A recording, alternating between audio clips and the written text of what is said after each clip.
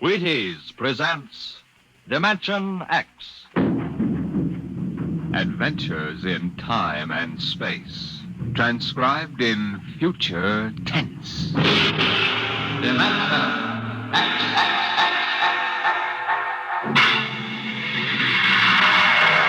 On stage tonight, Dimension X. Another in the Wheaties' big parade of exciting half-hour presentations. Just about the time you're getting up tomorrow morning, you know what's happened? You've been without food for so long that you gotta get more if you're going to get your work done. That's why first you need your Wheaties. Sure, Wheaties. Because when you dip into those golden flakes, you're getting real whole wheat. Yup, every single Wheaties is a kernel of wheat. And you know what that means? Vitality for working well, feeling well, looking well. Whole wheat energy, whole wheat vitamins. All the goodness of plump whole wheat in crisp little flakes that are mighty nice to meet any morning of the week. So be good to yourself. Tuck into the Wheaties at 7 a.m. and see if you don't feel the difference. Have yourself breakfast of champions and see how Wheaties at 7 can help at 11. Come on now, try them.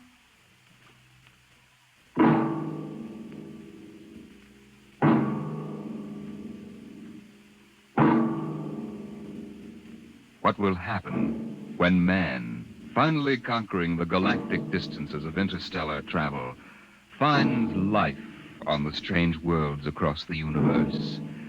Will he discover civilizations of incredibly advanced scientific knowledge, or primitive cultures deep in a stone age of savagery? Here is a story of the relation between men of our world and beings from beyond the stars. On the desk stood a yellow bowl, the profile a simple curve, clean and sharp.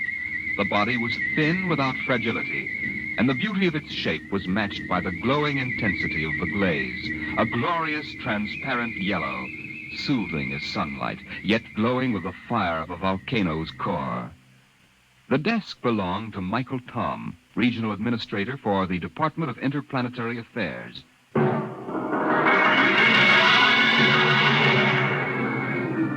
That bowl? Why, it's a souvenir.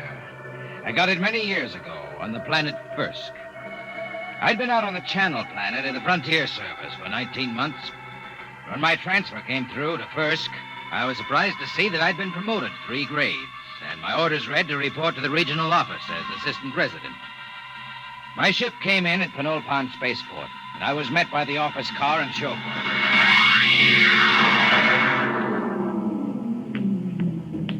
Mr. Tom? That's right. I'm Wirachek, sir. Welcome to Firsk. Thanks. Well, I didn't expect to find a 1992 Rolls here. The resident had it shipped out in parts. Mr. Koval changes every year for the new model. Pretty smooth. Hey, this is certainly different from the Channel Planet. Nothing there but ice, frost fleas, and the dullest aborigines in the system. Well, you won't find the aborigines very dull here. What kind of people are they? The Metuan? Well, they're humanoid. Very close to us systemically. Tall, sort of amber-colored and graceful. Oh, is that one, the girl balancing the bowl on her head? Yeah, she's a Metuan. Uh-huh. There isn't a very big human population at Firsk. Well. Looks like Mike Tom has found a home in the service. You haven't met Mr. Koval yet, have you? What do you mean by that? Oh, nothing, sir, nothing. Look, Wirachek, if there's anything wrong, you'd better tell me. Well, there's nothing, sir. Nothing you won't find out. It's just that Mr. Koval is a very forceful personality. Very forceful.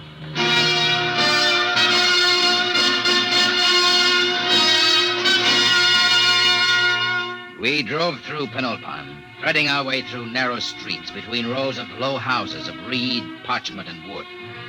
Canals of green water laced the city, and the bridges trailed ivy and orange flowers. Suddenly, we turned a corner, and there on the bank of the main canal was a large concrete and glass building, Earth-style. This was the district office, and in a room that gleamed with black plastic and glass, I found George Scoville, senior resident. You're Tom? Michael Tom? Yes, sir. Why, last Junior took off for the hills with a dancer from a Me Too and grog shop. If I have any trouble with you, I'll ship you back to Earth with a minus 50 efficiency rating. That clear? That's clear, sir. And don't get edgy with me. Sit down. Now listen, Tom, I'm easy to get along with. I like things done right the first time. Got to give a good example for the gooks. Gooks? Yeah, the natives. I don't know what's good for them. I brought in a high-grade silica yarn to replace the root fiber they were using in fish nets. Took me 3 months to talk them into using it. I thought the Bureau policy was to avoid introducing Earth technology to stable cultures. Yeah, that's what those boneheads at the main office say. They don't have to live here. Have you seen those pigsties they live in? There isn't a concrete building on the planet.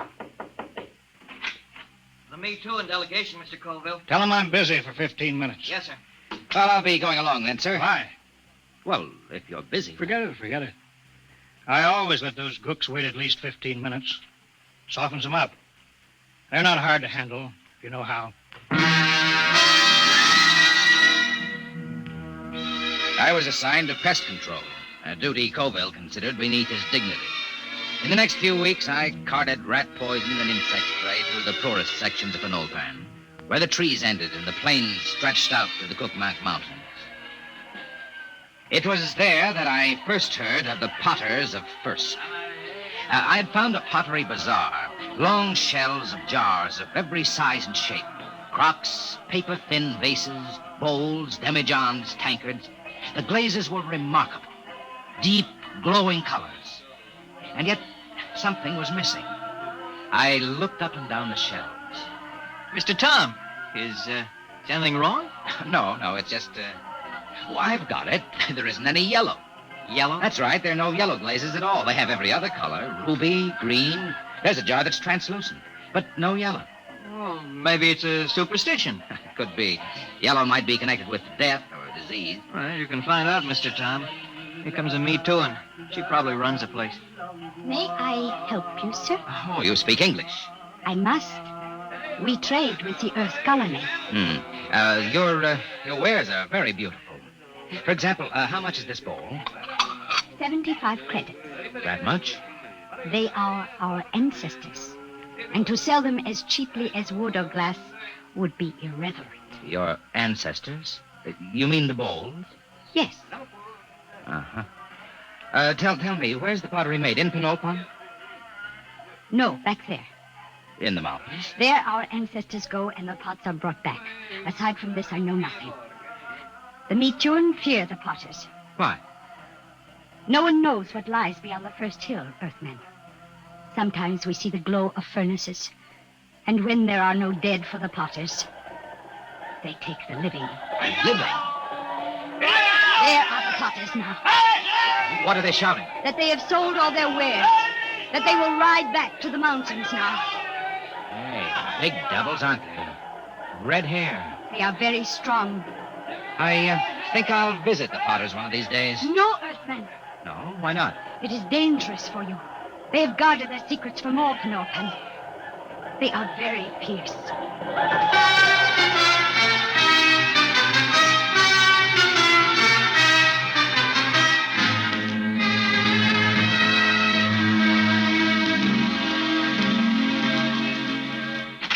Tom, where the devil you been? I told you to get the estimates for that power plant. I put them on your desk, sir. Oh, yeah. Yeah, so you did. Say, what do you know about the potters back in the Cookmacs, Mr. Colville? Huh? Oh, they're a tribe of bandits or something. Why? I was at the bazaar today. A girl called the vases ancestors. Seemed strange. Ancestor.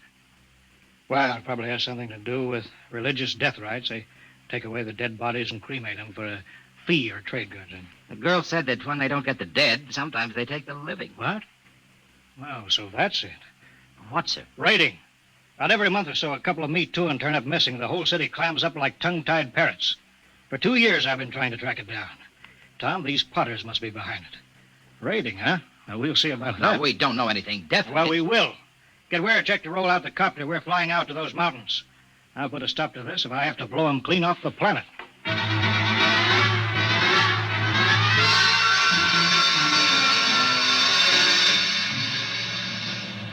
We'll never find a village in that mess down there. Look at those cliffs. There's a smoke trail over there to the right. Potters need kilns. Kilns need heat. That's a volcano, not a chimney.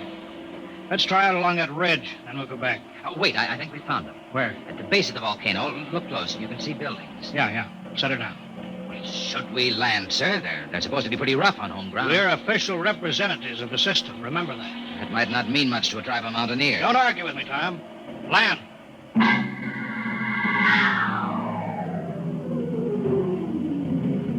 Get your pistol ready. I don't see anybody. The village is deserted. They're hiding. It's the Potters, all right. There's a heap of old broken jars. But I don't see the kiln. We'll stay here till something moves. What's that? One of the Potters. Wait a minute. Here they come. 3 of them. You cover them, Tom. I'll do the talking. Hey there, you! What brings strangers to the village of the Potters? I'm Colville, chief of the Planetary Affairs Bureau in Penulpat. This is an official visit to see how things are going with you. We make no complaints. Oh? I've heard reports of you Potters kidnapping me, too. Is there any truth in that? There is an ancient agreement.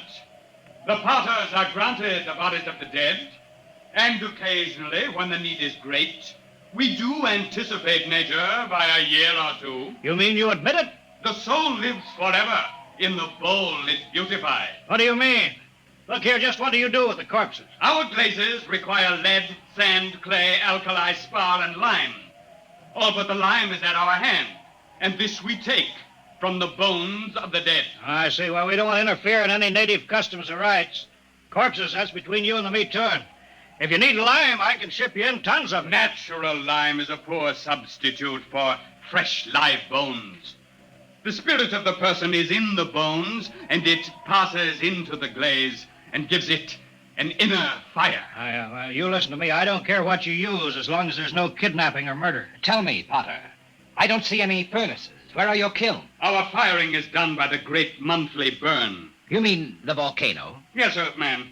Once each month, the heat roars up white and glowing. I see. Potter, why don't you ever use yellow glaze? Yellow glaze? We have no metal to give the pure, rich yellow, the color of the sun. It is strange, Earthman, that you talk of the yellow, for my people have sought the sun glaze for thousands of years. Listen, if there's any technical help you people want, that's my business. But there'll be no more murder. If necessary, I'll put a stop to the plotting altogether. Your words are not friendly. Don't think I can't do it. I'll drop an atom bomb down the throat of your volcano and cave in the whole mountain. We'd better pull out, Mr. Colville. Shut up, Tom. You understand? My job is to protect everyone on this mud-hole planet. And that includes the meat too. Get back in the copter, Mr. Colville. They're getting ugly. Fire over their heads. Keep them back. Quick, get in, sir. They're scared now, but in a minute they may jump. All right, let's go. Don't worry, Tom. Now those gooks know who's boss. No, sir, we won't have any more trouble from the Potters.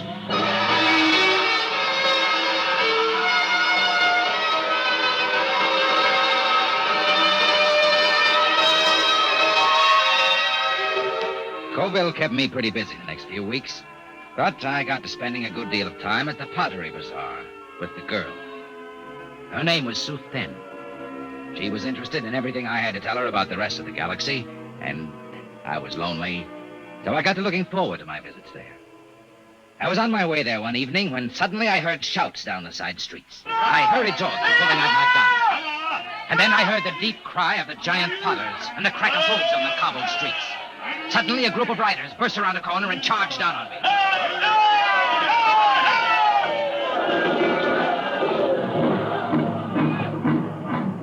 When they were gone, I hurried to the pottery bazaar. Sue Fenn was gone. Earthman! Earthman! She is not here. They took her. The potters? She has gone to her ancestors. Did they kill her? No, they have taken her to the hills. But soon she will live forever, her spirit wrapped in the glorious glaze. Sue Fenn. There is nothing to be done. When the Potters take you, it is the end.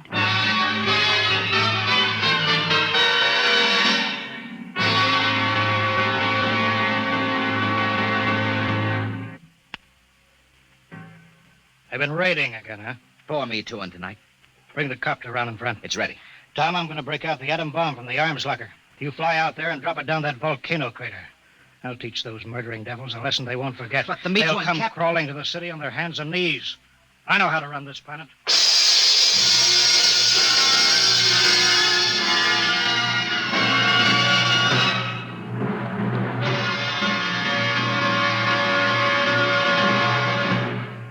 Dimension X will continue in just a moment. Friends, this is Frank Martin, the Wheaties man, and I want you to know an associate of mine, Ed Prentice. Okay, Ed. Folks, I'd like to have you meet a good friend of mine and a prominent member of a fine little organization known as the Chicago White Sox, Mr. Lucius Benjamin Appling. Ooh, Ed, don't say it like that. Whoever heard of a ball player named Lucius? What if I went around calling you Paul Edward Prentice? Let's just make it Ed and Luke, huh? All right, Luke. Say, just how long have you been with the White Sox? Over 20 years, Ed. Golly, I played in darn near 2,500 games.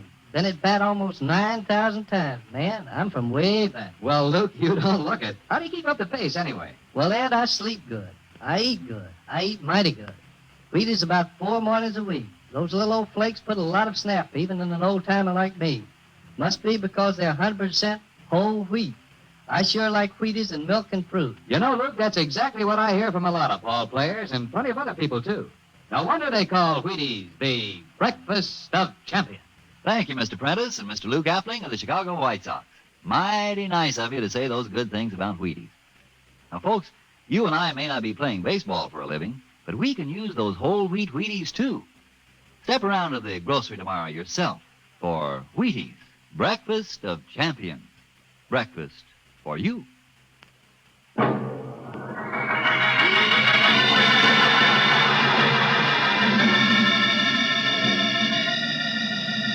There's the village, Wirachek. Swing over it.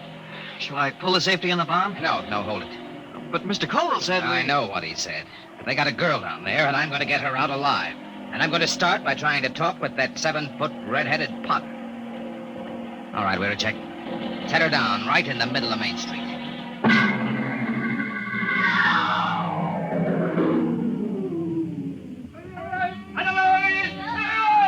Have your gun ready, Wirachek. Here they come. Tall one's the chief. So, this is the insolent lordling again. Come on, out of the copter. Good. We are in need of bone lime, and yours will suit us well. They're closing in, Mr. Tom. Prepare your soul for the great burn. Stand back. I'll kill a lot of Potters, and you'll be the first. I've come for the 4 Me Too that you took from Penultman. You don't seem to understand that we can punish. Aye, aye, aye, aye. We can kill you before you can do much damage. We Potters do not fear death. Death is merely eternal meditation from the glass. Potter, listen to me. I didn't come here to threaten, but to bargain. You have a Me Too girl. Is she still alive? She still lives? Chief Colville gave me orders to destroy your volcano. We can do that easily. If I'm harmed, the next bomb will drop on your village. I've come down here against his orders to bargain. Bargain? With what? We care for nothing but our craft. Potter, I can give you the secret of the yellow blade. Empty words. No, the truth. In exchange, I want the girl and the other Me Too you've stolen, and your word not to raid again. How would we get lime? We've told you we can ship it in. Pure lime, as good as yours. Do the Potters of Firsk want the yellow glaze? Why, that has been the goal of the tribe of Potters for 1,000 years. And if I show you the yellow glaze? Earthman, if it comes clear through the burn, I agree to your bargain. If it does not, your spirit will be lodged forever in the ugliest bowl we can spin on the wheel. It's a bargain. All right, Wirachek. Disarm the bomb. Disarm it. Mr. Tom, are you crazy? They'll kill us. There'll be nothing left to stop them. Nothing but the yellow glaze. Yeah, but do you know how to make it? We'll soon find out. I've been doing a little reading on the subject lately. Reading. Holy smoke. Enough, Earthman. I will take you to the Potter's shed. If your glaze is the bright yellow of the sun, you live. If not, you die. Come on, Wirachek. Let's get to work. With what? You never made a glaze in your life? What are we supposed to work on now? Our last will and testament?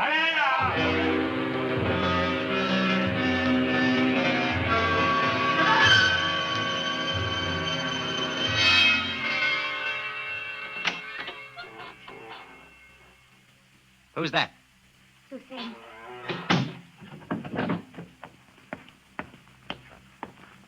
Are you all right? Yes. Why did you come? They will kill you too, Earthman. Maybe. How did you get in here? When I heard that you were here, I asked the Chief Potter to come. He said it would not matter. They would have all our bones soon. Cheerful soul. Hey, stir this, will you, Chick? Yes, sir. They said you were trying to make the yellow glaze. Oh, Earthman, we will die. This goo may turn out yellow. It had better. No one on Firsk has been able to make it. But I'm not from Firsk. Hang on, Suthan. We're not dead yet. Earthman, I'm glad you came. Although I wish you had not. Suthan. All right, we're a check. Call that redhead. Tell him I got his glaze ready. Hey! Hey, you out there. Earthman, are you ready? Here's your glaze. Test it. You have 6 bowls of glaze. I'm no potter. This stuff ought to turn out yellow, but I can't be sure in one mixture. We will coat 6 tablets, one with each glaze. Then we will fire them. How long will it take? 20 hours before you know if the burn has brought you life or death.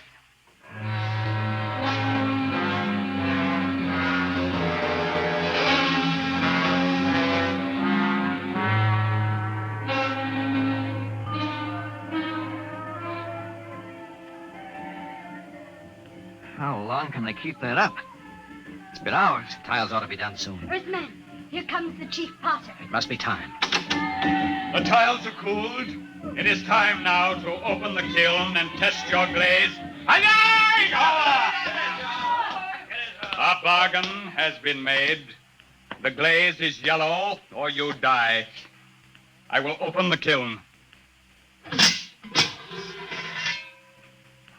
How are they, Mr. Tom? Mr. Tom? I can't see inside. It's dark. All right, Potter, pull them out. What are you waiting for? I will remove the first tile. No. A dull, dirty brown, Earthman. Pull out the next one. Color of mud. Now, wait a minute. What is the use? There is no yellow glaze. Get that next tile out. We made a bargain. Mr. Brown, your glazes are worse than the feeblest work of our children. Prepare your spirits for the great burn. Now, wait. Look in there. The next tile. Get it out here. Earthman, you waste time. I'll get it out myself. There. Look at it. Yellow. Bright, shining yellow. There it is. The yellow glaze.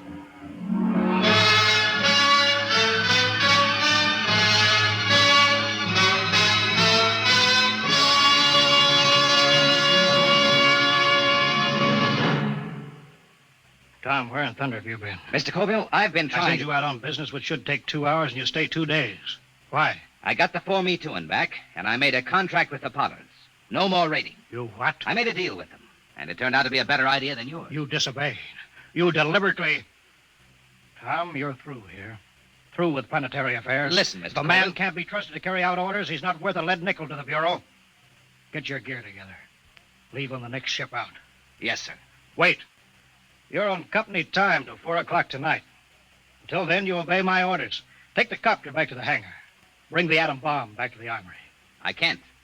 What? I've been trying to tell you. There's only one way I had to make that yellow glaze. Tom, what the devil have you done with that bomb?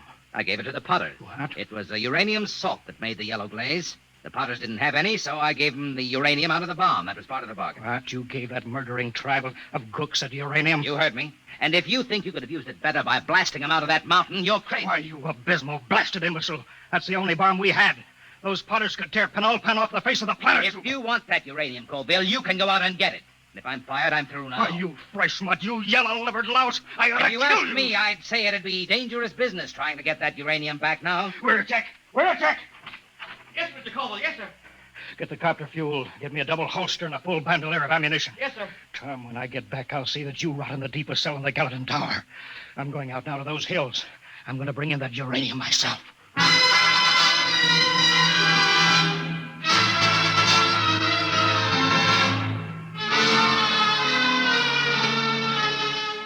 2 days later, Wiracek came into my office. His face was pale, his hands shook with excitement. He's here, Mr. Tom. He's here. Colville? No, the Chief Potter. The Potter. Bring him in. Should I call the guard? Just bring him in.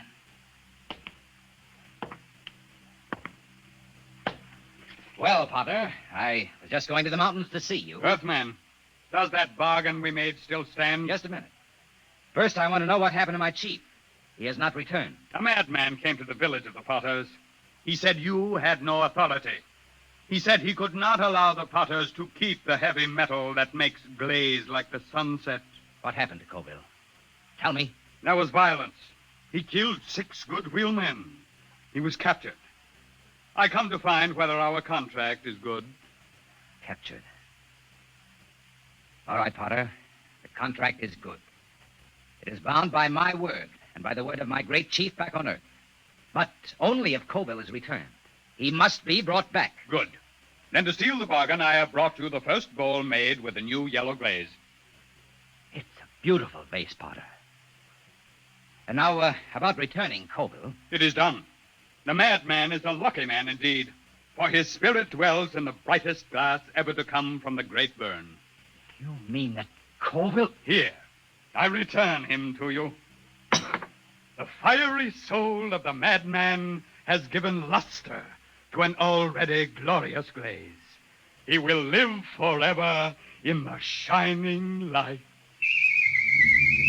On the desk stood a yellow bowl, and the beauty of its shape was matched by the intensity of the glaze. A glorious, transparent yellow, fire of a volcano's core.